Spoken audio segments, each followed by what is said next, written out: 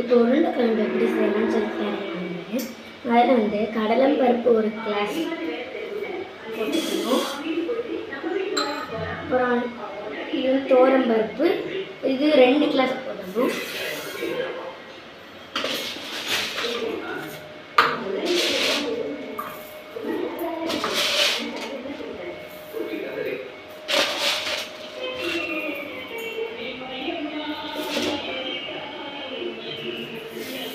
இப்போ நல்லா கழுவிக்கலாம்.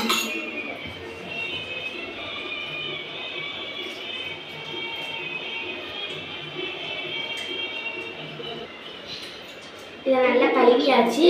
இப்போ வந்து இதை வந்து ஒரு தண்ணியில் சுத்தமான தண்ணியில் வந்து இதை திரும்பி போட்டுக்கலாம். இது 2 மணி நேரம் ஊறணும். நல்லா ஊறணும்.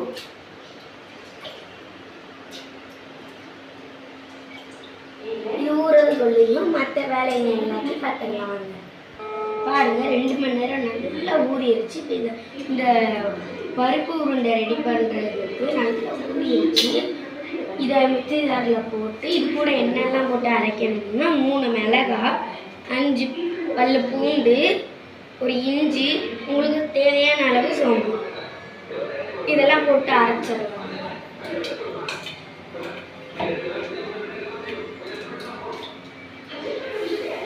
இங்கே பாருங்கள் நல்லா கெட்டியாக தண்ணி இல்லாமல் அரைச்சாச்சு. இது கூட உங்களுக்கு தேவைக்கேற்ற உப்பு, கொஞ்சம் கரம் மசாலா, அப்புறம் வந்து காயப்பொடி, பொடியாக நறுக்கின வெங்காயம், கொஞ்சம் கருவேப்பிலை இதெல்லாம் சேர்த்து நல்லா மிக்ஸ் பண்ணி உருண்டை பிடிச்சி வச்சிடலாம்.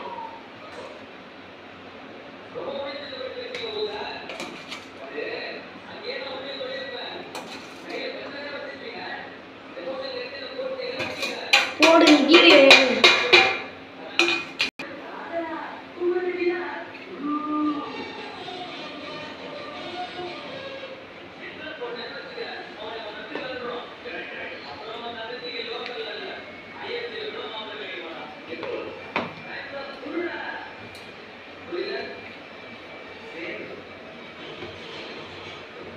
இப்போ நல்லா உருண்டை பிடிச்சிடலாம் பிசைஞ்சிட்டு.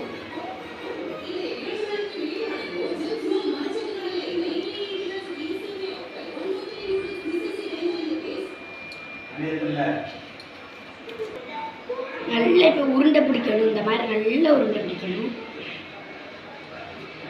குட்டி குட்டி உருண்டைகளாக பிடிச்சிடணும். இறுக்கி பிடிக்கணும்.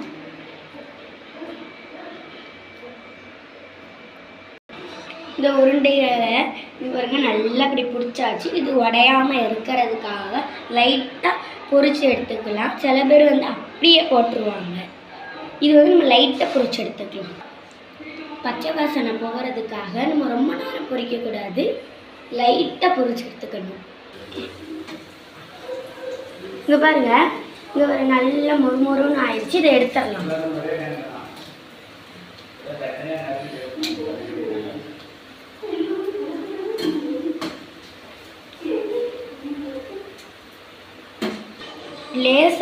லேசாக இப்படி நல்லா பேட்டி எடுத்தால் கூட போதும். ரொம்ப இதுன்னு வேண்டாம். நான் லேசாக கொஞ்சம் முருக விட்டுட்டேன். இப்படி இருந்தாலும் ஒரு பிரச்சனையும் கிடையாது.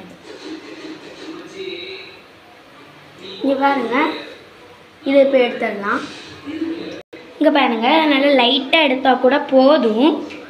பொரிச்சு எடுத்தாச்சு. இப்போ வந்து குழம்புக்கு எல்லாம் ரெடி பண்ணிக்கலாம். முதல்ல கொஞ்சமாக கடுகு போட்டுக்கணும். போதும். வெந்தயம் கொஞ்சம் போட்டுக்கணும். அப்புறம் கருவேப்பிலை போட்டுக்கணும். அப்புறம் வெங்காயம் போடணும்.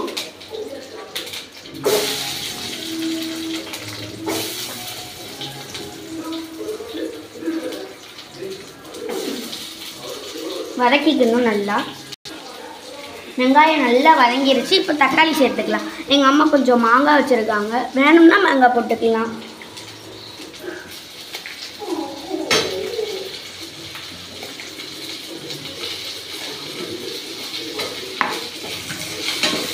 இதையும் நல்லா வதக்கிக்கலாம்.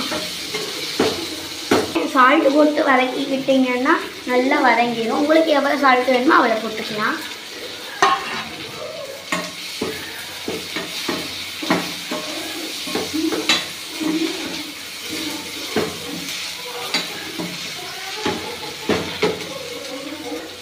நாங்கள் இப்போ வந்து மசாலா சேர்த்துக்கலாம். நாங்கள் காரம் வந்து கம்மியாக தான் எடுப்போம், அதனால் நான் 1/2 டேபிள் ஸ்பூன் போட்டிருக்கேன். உங்களுக்கு எவ்வளோ வேணுமோ அவ்வளோ போட்டுக்கோங்க.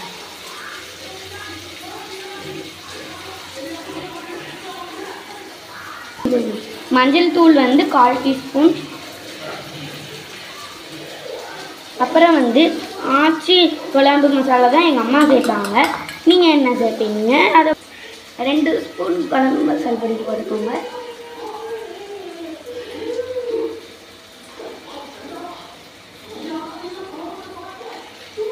இங்கே பாருங்கள் நல்லா வதங்கிருச்சு. இப்போ புளியை கரைச்சி ஊற்றிக்கலாம்.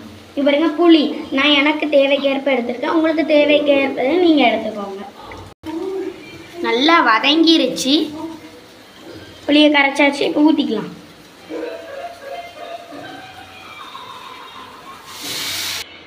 நல்லா கரைச்சாச்சு. இப்போ இதில் ஊற்றிக்கலாம். இந்த உள்ள வேஸ்டெல்லாம் எடுத்துருங்க.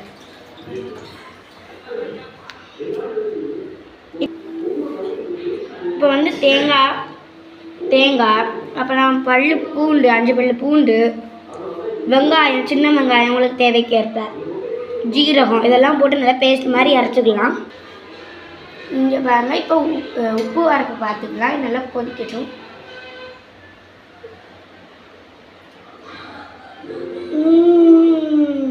சூப்பராக இருக்குது. கபகமான்னு வேறு வாசனை வருது. நல்லா கொதிக்கட்டும். இந்த தேங்காவை அரைச்சி ஊற்றிடலாம். நாங்கள் இங்கே பாருங்க குழம்பு நல்லா கொதிச்சுக்கிட்டு இருக்கு. இப்போ நல்லா தேங்காவை அரைச்சாச்சு. இதை உள்ளே ஊற்றிடலாம்.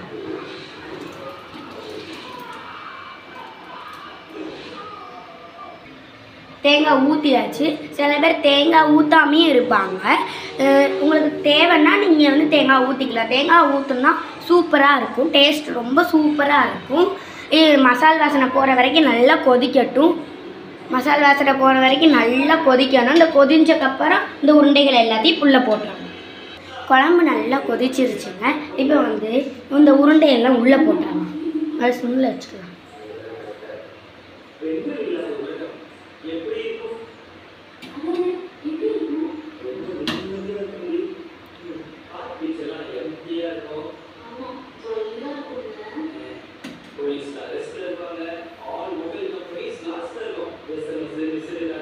உருண்டையெல்லாம் உள்ளே போட்டாச்சு.